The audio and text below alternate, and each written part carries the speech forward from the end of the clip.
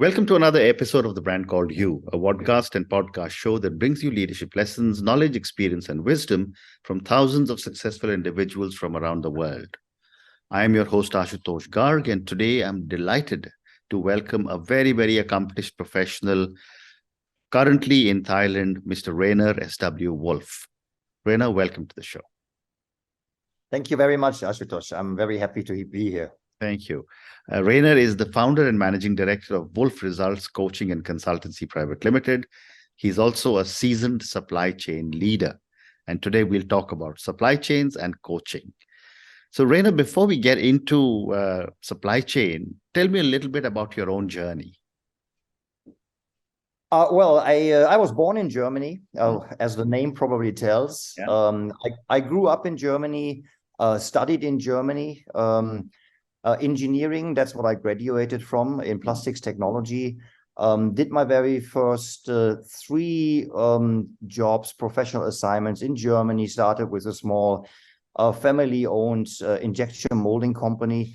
Then joined a US corporation, Monsanto, and worked for them as a technical market development expert in the European automotive industry.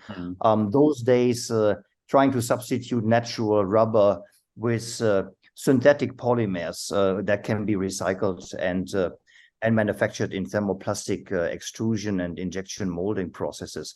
I then joined another US corporation, 3M, worked for them 9 years in Hamburg, Germany, and then was seconded to Malaysia in 1996 for a career development assignment to be the technical manager of a factory in southern Malaysia. Fell in love with Asia, I would like to say it. And after my assignment was over, after 6 years in Malaysia, I really was not in the position to go back to Europe anymore. But 3M's philosophy was, because I'm European, to send me back at one point in time for a further career development. So I had to turn down actually quite interesting job offers in Europe. I had to make a very bold decision to leave 3M while I was in Malaysia. Not easy if you are an immigrant on a work permit, as you can imagine. Absolutely. But I was very lucky. I was headhunted by a Californian executive search company. That was later. But I was headhunted by another company, a US-based company, for Ansell Healthcare, which is an Australian-based corporation, and they were looking for a head of global manufacturing, based in Asia, because most of their products are rubber-based, and obviously there is a large supply of raw materials in Asia. So, but I was responsible for their overall global operations. That was 2003. About 11,000 employees, 22 factories. Worked with Ansell for 10 years in that capacity. A lot of things to do. We made a lot of acquisitions, so there was a lot of integration work to be done. But there was also a big restructuring program that I was leading in operations and supply chain to basically reduce cost and improve EBITDA and gross margins. Wonderful on one hand, sad on the other. I had to close 8 factories around the world, retrenched 3,000 employees, but it was for the good of the business and for the good of the remaining operations. I left Ansell Healthcare then in 2013, and actually was planning to start my own business. At that point in time, I was already very passionate about coaching and mentoring and helping young leaders to build their career for the future. I was always comparing it to myself, and I wanted to give back to young leaders who enter the industry to help them developing a career that I found very impressive for myself. But then I was headhunted by a California-based executive search company for the vice president and general manager position for Edwards Life Sciences, at this point in time, still undisputed global leader in developing therapies for cardiovascular disease patients. So we talk about heart valve replacements, heart valve repair systems, as well as critical care systems. My job was focused on Singapore only. So I came from a global responsibility to a quite local responsibility. But it was an amazing journey because So this was also in the supply chain area, is it? Yes, I was basically operations and supply chain leader for So Edwards. let me now move to supply chains. Yeah. Because I have lots of questions to ask you on both supply chains and coaching. My first question to you on supply chain is that how has the supply chain industry evolved over the years? Because, you know, it used to be the purchase officer and now it's become the chief supply chain officer. How has the supply chain evolved over the years? Dramatically, as you just mentioned, Ashutosh. I mean, supply chain was a very, I would say, fragmented task operation in the past. And it was very much focused on procurement, on warehousing, and distribution.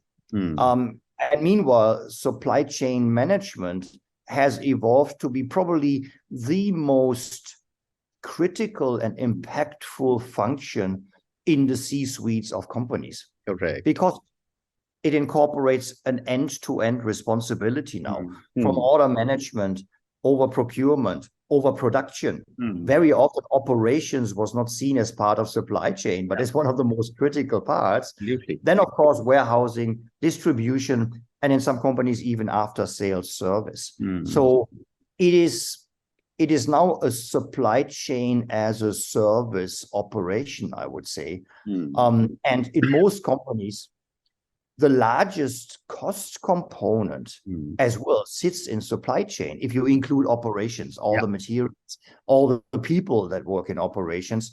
So it is critically important also for the impact on the P&L as well as the balance sheet of companies.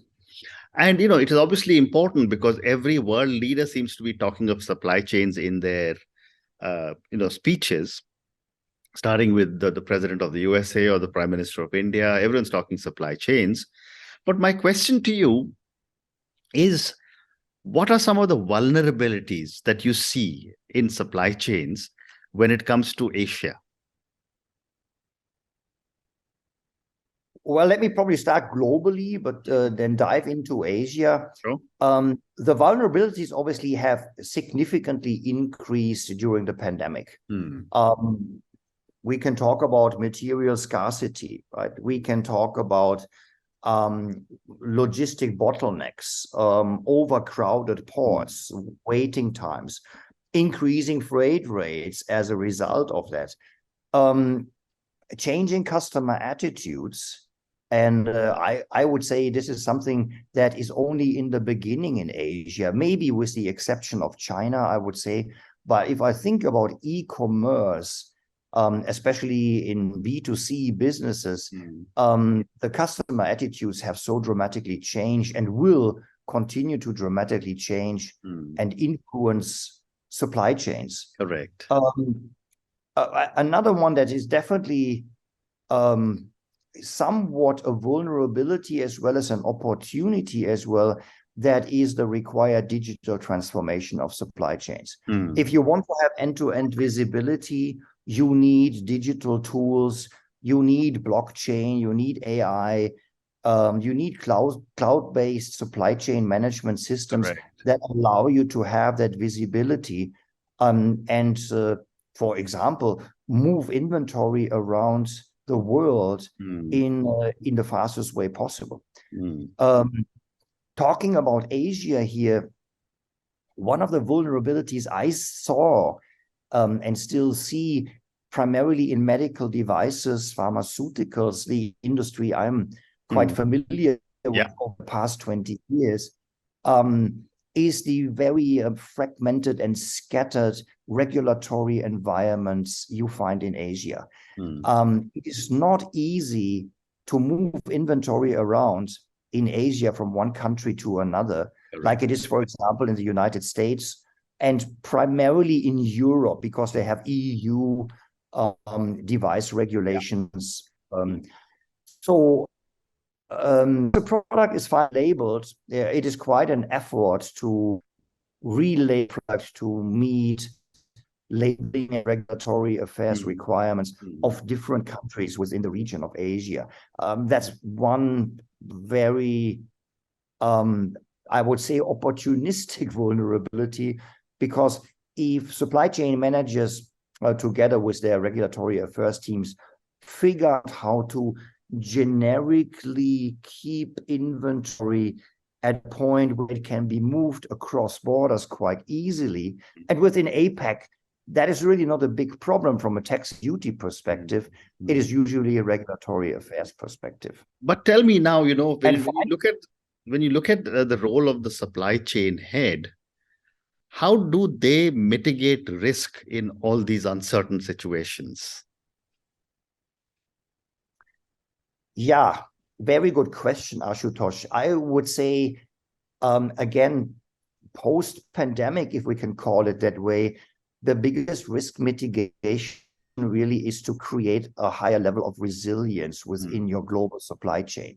And it depends very much on the company as well as the industries they are in, as well as the customers they are serving. But I see tendencies of resilience improvement to walk away from global consolidation, to be able to manage inventory better, and so on, to more regional presence. That includes regional operations, going from large, super-size economy scale factories to smaller operations in regional strategic locations, having their warehousing, having their your distribution regionally. And I can say Edwards Life Sciences is doing exactly that right now, establishing operations in Europe that they didn't have, establishing more operations in Asia, because it was so US-centric in the past, with the exception of Singapore, which is at this point in time still the largest hardware of implant factory Edwards has. So that is one point of mitigation. The rest is obviously really very much part of this digital transformation. Creating this resilience requires full visibility, full transparency of, as it may seem, more complicated supply chain with more touch points. So cloud-based transparency, artificial intelligence that gives you markers, that gives you tendencies of where your inventories are rising too high or getting too low, so that you are not able to serve your customers anymore. Well said. These are probably the two major points I could see that have to change and are changing in many companies already. Well said.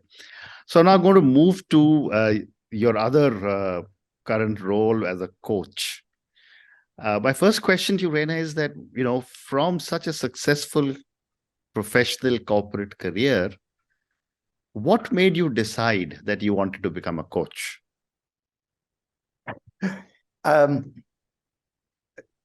decision to become a professional coach happened already back around 2003, as I mentioned earlier. When my assignment with Ansell Healthcare came to an end, so to say. At the time, I was 53 years old, and I thought it's the right time to try to start your own business, or maybe even I was exploring that buying myself into an already established business that primarily focused on, call it senior leadership development, or from junior leadership development to senior leadership development. Of course, this was interrupted, this plan, by this very exciting assignment I had with Edwards Life Sciences. But during my journey with Edwards, I was heavily involved in leadership development programs that were set up by the corporation in the United States. I educated myself as a coach. I'm accredited with the International Coaching Federation as a coach. I did several other accreditations just to round up my coaching skills. But also, to be honest, to have an official accreditation that people would accept me as a coach. There are a lot of people who call themselves coaches, and they are not. So my focus is primarily coaching, I would say, as a result of business needs. Mm-hmm. And when I say this, and that's why my company is called Coaching and Consultancy, I am working with companies on organizational development, on organizational capabilities review, on readiness reviews of their future leaders. Are they ready to run the next supply chain, for example? Are they ready? Are they digitally savvy? So there is hard skill portion in that as well. Right. I educated myself in various areas of hard skill development as well. So I'm a trainer and teacher as well at the same time.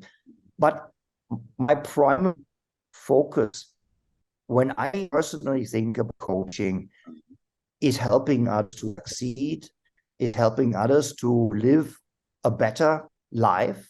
It depends on how they define it. That is part of the coaching process to get to these goals. So I may be happier, more fulfilled, more money, more growth in the career. There are obviously hundreds, if not thousands, of facets that you can explore when it comes to helping people living better lives. Well said. And that is my primary focus. Yeah, well said. My next question to you, Rainer, is, given your amazing background as a professional manager in multiple countries, how has this background and your learning supported your own coaching philosophy? Excellent question, Ashutosh. I would say I probably really found my true passion for coaching, although I had leadership responsibilities back in Germany already as a, I would say, young or mid-level manager. I think the primary passion really developed when I came to Asia. And I say that without hopefully being discriminative here, what I found in Asia is that leadership wasn't developed, wasn't supported. And it starts even in school. Some school systems in Asia are still so immature. It is all about repetition of things you have learned. It's about recalling the things you have learned when you go into an exam, and things are gone. And I saw that a lot in Malaysia, where I worked, in Thailand, in Singapore. I did not live and work in India, Sri Lanka, China, Vietnam, but I visited frequently and interviewed people for jobs, managerial jobs, engineers, supervisors. And I found there was a level of immaturity. I would call it life immaturity. They knew all their stuff. Hard skills were there, came from excellent schools, and thought like they will struggle. They will probably struggle to blend in once they come out of university, for example, to blend in what corporate environments are requiring from young leaders who then want to grow to mid-level leaders and want to grow to senior executives at one point in time. That's where it's actually really started. Yeah. Well said. My next question to you is that, most of us, as we get into middle management, senior management, and into, leadership roles, we are all shaped by people or influenced by people in our lives. My question is, how have you been shaped by some of the people, or how have you been influenced by some people in your life?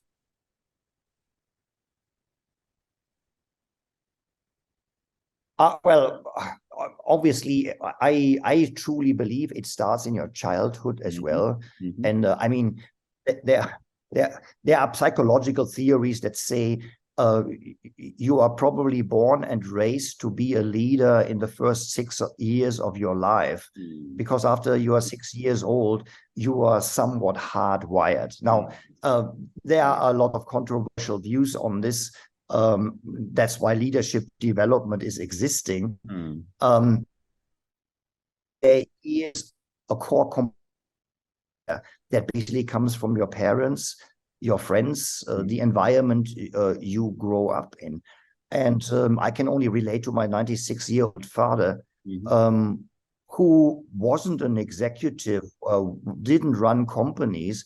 He was a supervisor, whatever you can call it, or manager of manufacturing operations all of his life, and went through many, many life disastrous events, I would call it, right? Companies that had to shut down because they went bankrupt in Germany, had to find another job and so on. And this positive attitude, this always looking forward and not looking backward and mourning about the past, is something that gave me this very positive attitude that I used to grow myself in life as well as my career. But then while I was working, it is really the people you are running into, I would say. I have worked for some leaders. Some of them already passed away. Some of them are retired. Some of them are still actively in the industry. And I just look up to them. I see them as my role models. I find myself very often in my previous leadership positions where I copied some of these role models, some of these leaders, because they were so influential in how I want to live my life and how I want to perform my leadership functions. But this is probably a handful, Ashutosh, not more than that. I'm not talking about a large number of people. And I could name them, where they were born, what their family backgrounds were. Sure. They were my senior leaders, but at one point in time, they were, in some cases, even friends, I would say. Well said. So, Ren, I have time for two more questions. One more question on coaching. What are some of your own unique perspectives that you bring to a coaching engagement?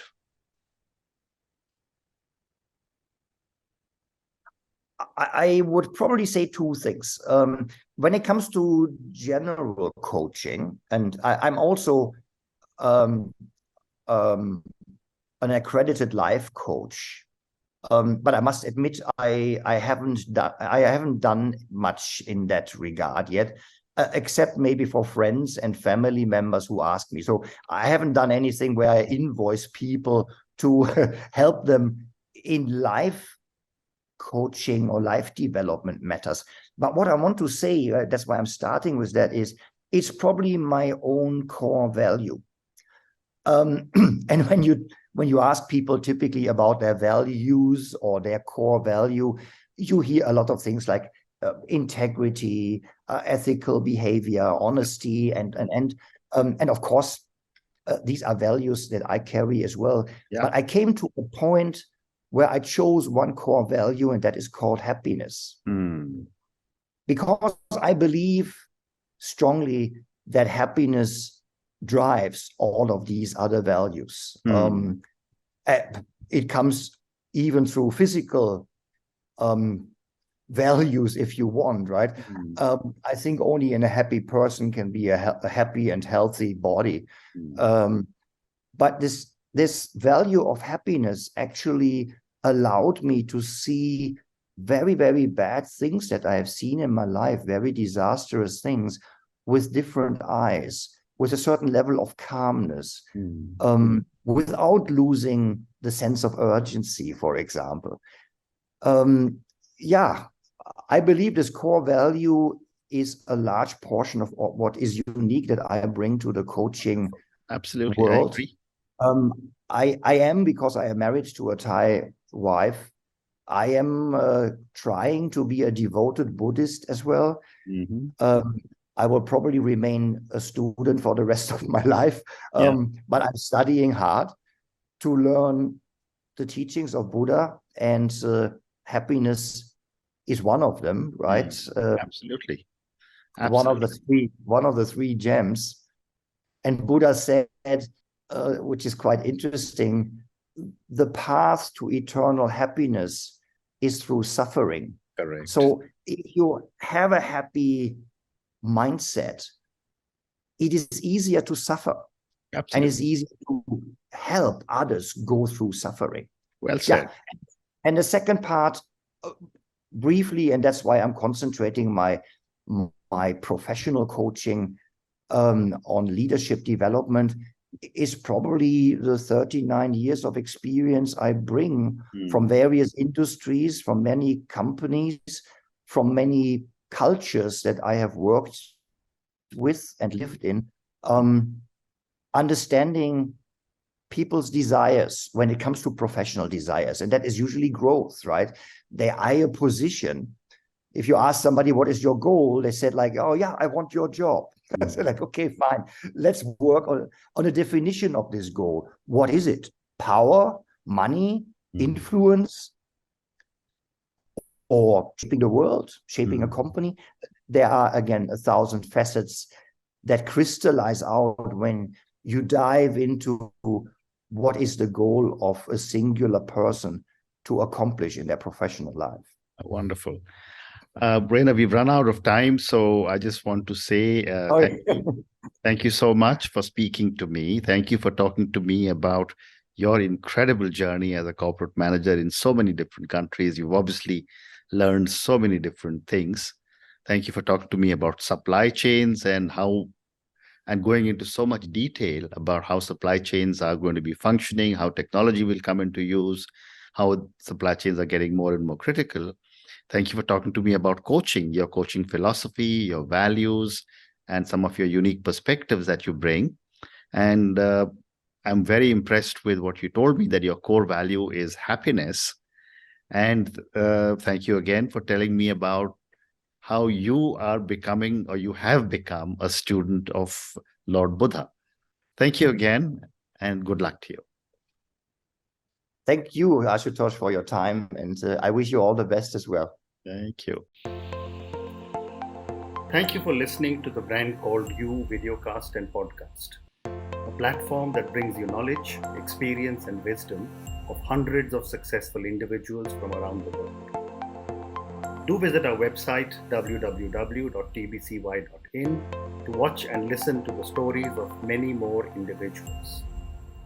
You can also follow us on YouTube, Facebook, Instagram, and Twitter. Just search for the Brand Called You.